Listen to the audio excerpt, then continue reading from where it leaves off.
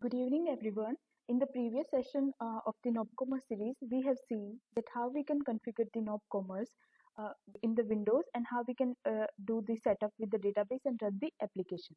So in this session, we are going to discuss about the architecture of Knob 4.3. Here we will find four folders: structure, libraries, plugins, presentation, and tests. Almost name suggests its purpose and everything, but we will go in some further details like libraries. These are the this is the core part of the knob. You can say it contains three further libraries like knob.core, knob.data, and knob.service. First, we will go with the knob.core. So what the main purpose of knob.core? You can say it's a structure of classes. Means Nobcomers use the database first approach of the entity framework. In that, what we have do, we have to create first the classes of the structure, then we prepare the database based on that created classes. So knob.core basically used for that. You can read the official documentation also for the further details. Like this contains a set of core classes for Nobcommerce. Or you can also say that it is the center of the architecture. The project does not have any dependency to other projects in the solution. If you will check its dependencies, see here no dependency you will found related to other class libraries in this folder structure. So you can say it is independent class library in the node. So when you want to create any table in the database, so you just go to domain and you can create over here. Suppose we will check for the customer like customer.cs. So what it will do, it will create the table name with the customer. Then these are the fields of the customer table, you can say. So here we prepared the architecture of the database by using the classes in the knob.core, and we can also do some other configurations and all like SEO, GDPR, localization, and other stuff. We will see, and we will also cover all the folder and all the files in our upcoming videos. So I hope knob.core library is clear. Core classes which are shared to entire solution like domain entities, caching as we already seen domain entities, then caching, events and other helper classes. See, Nobcommerce handle the caching itself, so we don't need to manage it manually or anything else because it provide the facility over here like it maintain all the cachings through the key over here. Now let's move on the knob.data library. So knob.data, it is used to reading and writing the data from the database, you can say. Means basically it used for the migration. Like if you want to set up with any relationship like foreign key and any data types. So for that knob.data is used. If you will check it's a dependency, then it dependency like projects, it will depend on the knob.core. See, knob.core was a independent library, but the knob.data depends on the knob.core because it will use the classes of from the knob.core. Then it will we can say migrate the relationships over here. Suppose foreign keys, you can check like this. You will find more stuff step by step. Right now you will not go all the stuff.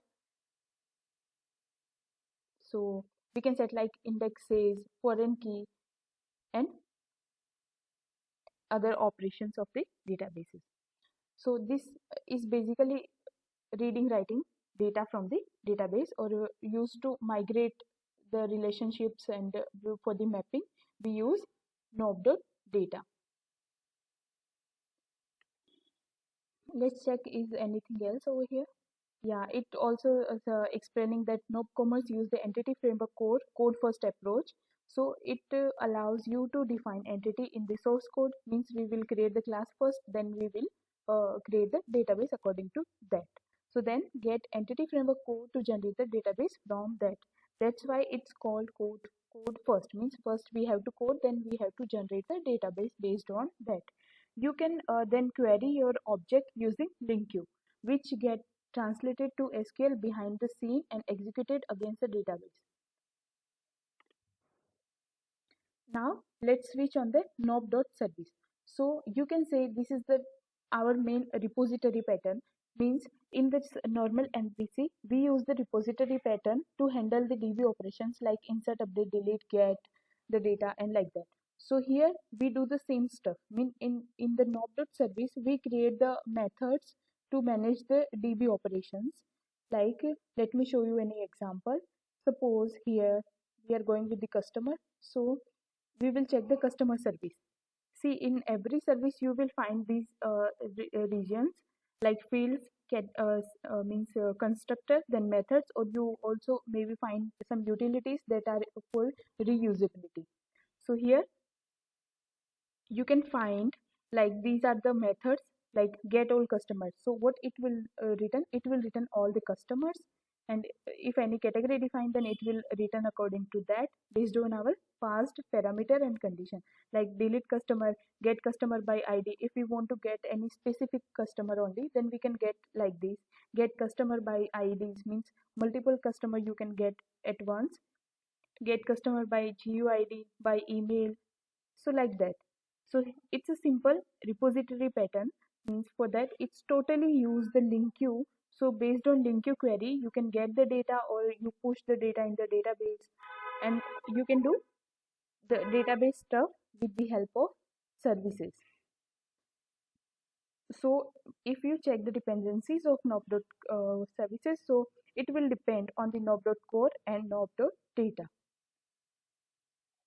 You can say it's a top-down approach. Means it's a defined like knob.core is independent, knob.data depends on knob.core, and knob.service depend on the data and core layer.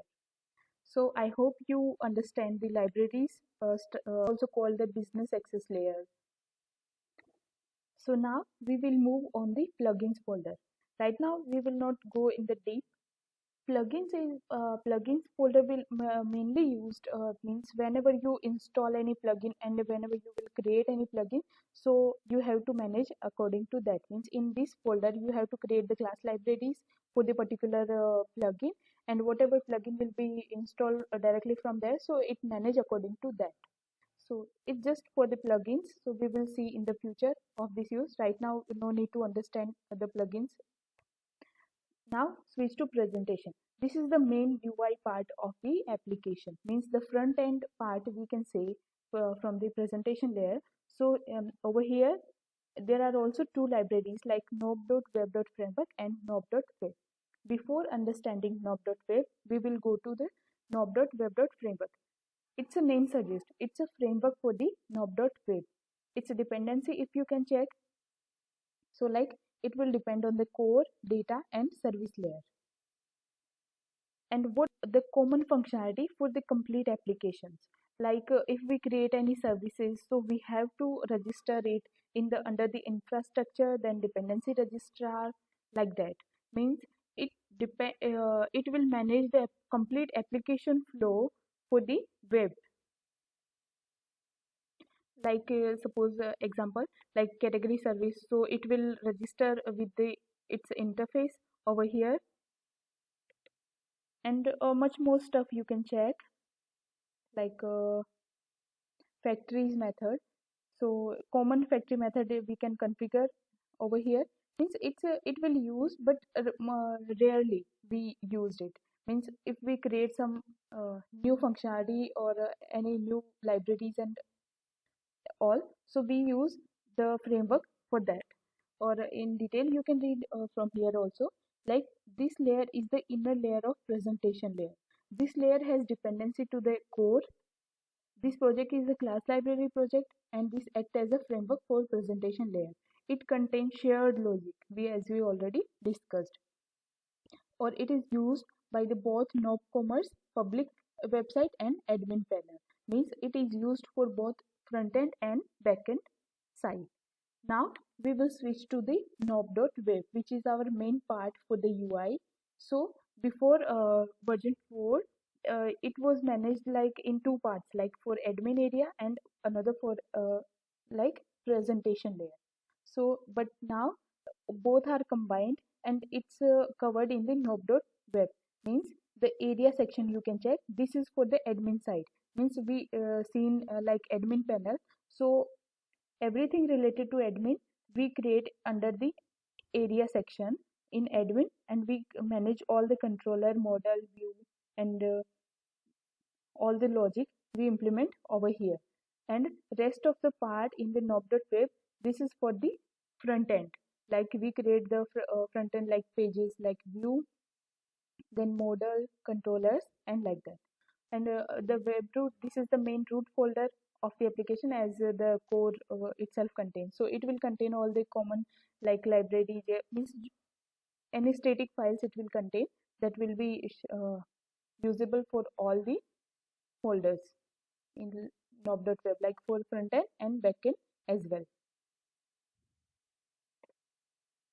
As we have already seen in app.data, like data settings contain the database related information like query string and all. If you want to check the dependency of it, so it will depend on the knob.core, knob.data, knob.service, and knob.web.framework. So that's why we have checked the framework first, because the web depends on the framework.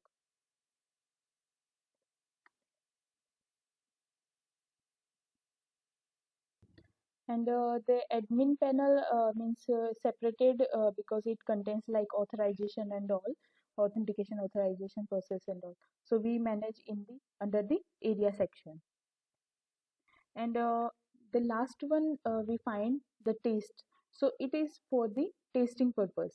Right now we will just see the intro of it, like the knob.core.taste means the taste cases we write here for the knob.core.